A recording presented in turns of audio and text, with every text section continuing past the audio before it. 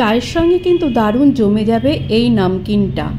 হ্যাঁ, এটা চায়ের সঙ্গে দারুণ জমে যাবে। আর পুজোর সময় তো আমরা দশমীর জন্য একটু আধটু নিমকি বাড়িতে বানাই, তো এইবার না হয় একটু অন্যরকম, একটু সুন্দর ফুল মতন ডিজাইন করা নিমকি তোমরা বাড়িতে বানিয়ে নিলে।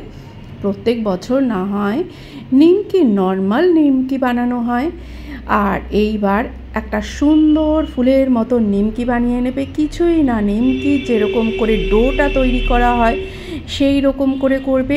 একটা কৌটোর কোনো ঢাকনা নেবে, সেটা নিয়ে কেটে নেবে গোল গোল ছোট্ট লুচির আকারে কেটে নিয়ে একটা ময়দা দিয়ে আর ময়দার সঙ্গে অল্প জল মিশিয়ে একটা ব্যাটার তৈরি করবে।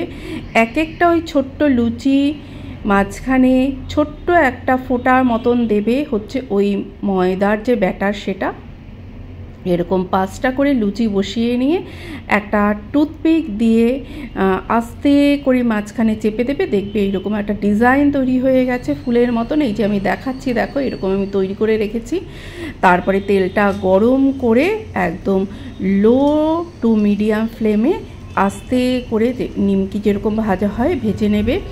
দেখবে সুন্দর নিমকি তৈরি হয়ে গেছে। এটা তোমরা এমনিও বাড়িতে করে রাখতে পারো, বিকেলবেলা চায়ের সঙ্গে কিন্তু দারুণ জমে যাবে, খেতে ভীষণ ভালো লাগে। একবার করে দেখো। আর যদি ফুল রেসিপিটা চাও, যদি না পারো বাড়িতে করতে, তাহলে আমাকে বলো, চেষ্টা করব দেওয়ার জন্য। দেখো যেইগুলো লাস্টে বেঁচেছিল সেইগুলো কি করব, ফেলে দিয়েছি। তার ফেলে দেব না, তার জন্য কিন্তু এমনি নর্মাল নিমকি মতন কেটে, নিমকি শেপে কেটে সেইগুলো ভেজে নিয়েছি। আর বাকিগুলো এরকম ফুল নিমকি করে নিয়েছি। তো কেমন লাগলো জানিও, দেখতে থাকো।